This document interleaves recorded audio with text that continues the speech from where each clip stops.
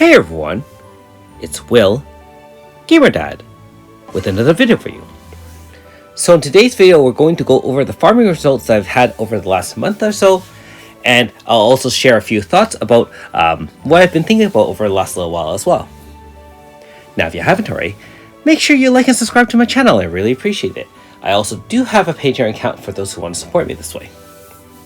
So first off, obviously, over the last month or so, a lot of things have changed in terms of the number of updates that have come out in Another Eden Global.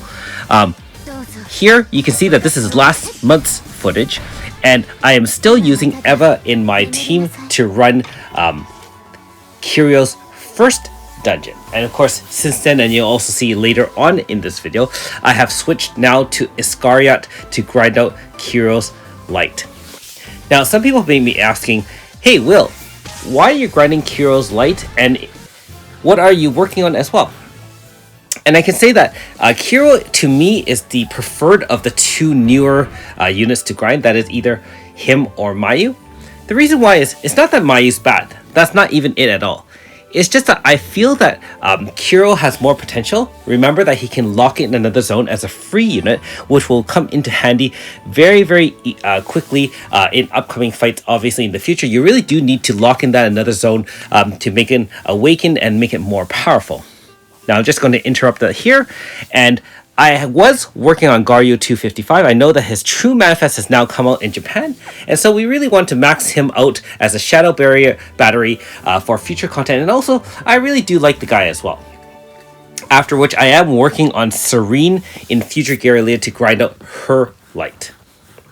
Now anyways, back to the why I'm grinding out Kirio is that not only that I feel that Awakened Zone is very important for free-to-play users, as well as if you're using complete free-to-play strategies. Don't forget that he has a personality of Lost Lab, and he's going to be a great Grasta holder for your future teams if you use the likes of, for example, 7 or even other Alter units. Not only that, he is a Katana user, so you can obviously put that with either Iska, for example, or other powerful slash-based teams.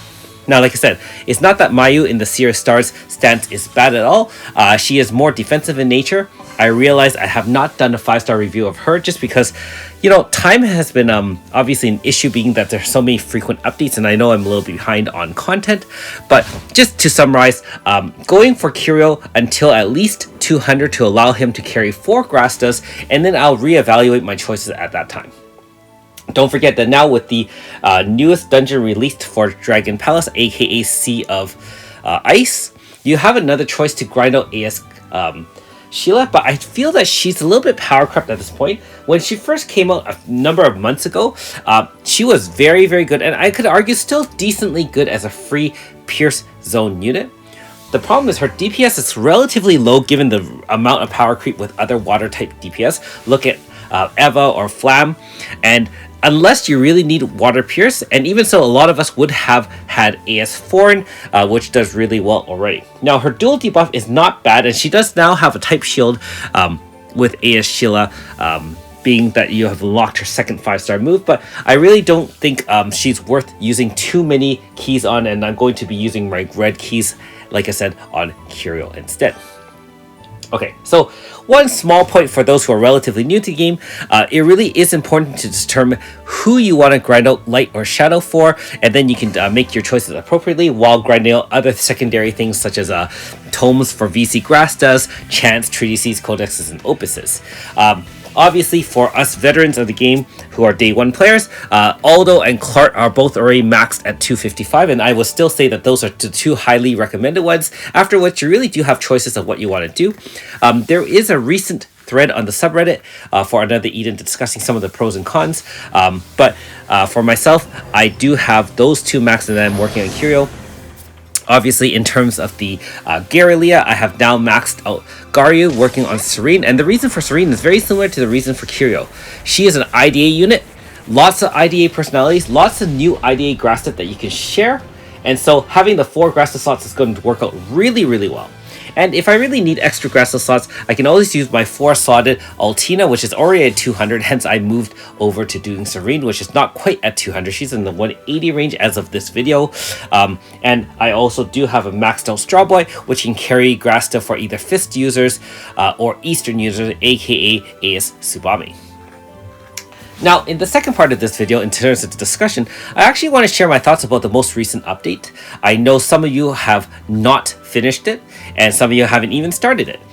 Now, for those who've played through it, I know that there have been some mixed results, not just with the storyline, which, you can either argue that you like it or you don't, but what I really didn't like, and I'm hoping you're listening, WFS, is that fishing or harpoon fishing 2.0 was required to progress in the storyline.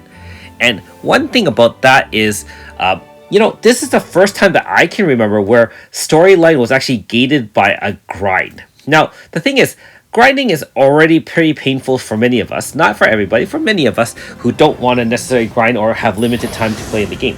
Remember that one of the major advantages of Another Eden is that all content is global with very few exceptions, and so, we can take our time trying to do things whenever. The fact that you have to do harpoon fishing in order to unlock Chapter 3 later on, and also obviously to get through Chapter 4, is a little bit unfair in my opinion. I mean, the devs can do what they want, but I didn't like the fact that it was mandatory as opposed to some of the other side quests, like, for example, the IDA bit grinding, for example, or other type point gathering where that wasn't required for the main story, or it was, but such a small amount that it was only another like 1 or 2 runs, for example, from a dungeon, really, really quickly able to get there. Now, a lot of us are already traumatized from fishing 1.0, where, although not required, it was actually gating a new unit. And I mean, we did months and months of that fishing before the quality of life improvements that made it a little bit easier to get Levia now.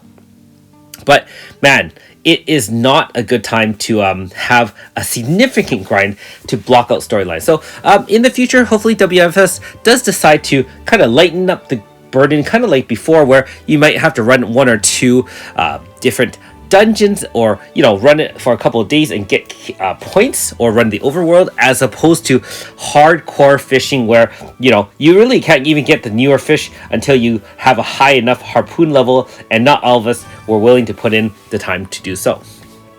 Alright, so enough of that complaining.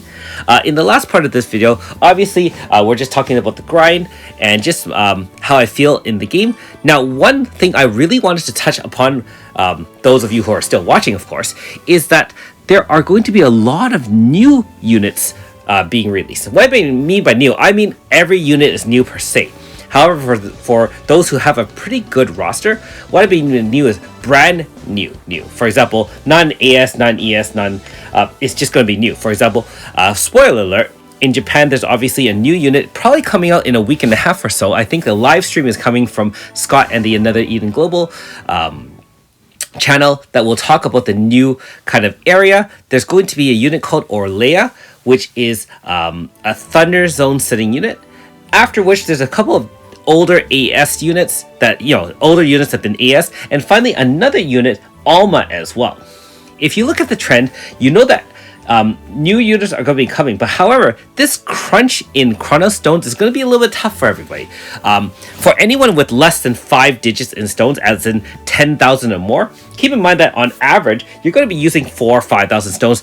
If you're unlucky, like I have been, you can use 10,000, 15,000 stones, and maybe not even get the unit you want.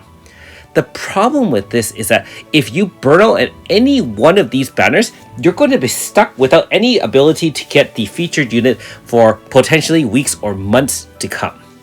And that can be devastating, not so much in the account, because let's be honest, WFS allows us to use older rosters, older units, and even free-to-play strategies to beat bosses. The other thing is that I'm sure everyone gets jealous of everyone else when they have sweet new units to practice the high-end DPS. And so, 2 things. Just keep that in perspective, in that you are not meant to get every unit in the game if you're free to play. If you're close like I am, I already consider myself extremely fortunate.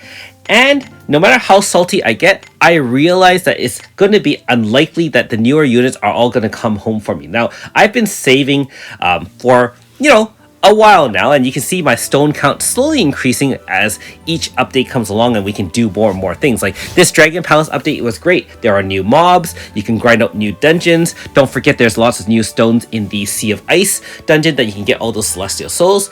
But at the end of the day, the stone count is going to be finite. And unless you're willing to open your wallet and go light spender or more, as a pure free-to-play, you're going to have to balance out what your targets are. And so no matter how you decide to summon, make sure you have a plan and don't go overboard, because at this time with all these new units coming out, it's going to hurt. Anyways, good luck with your grinding. Thanks for watching. We'll see you next time.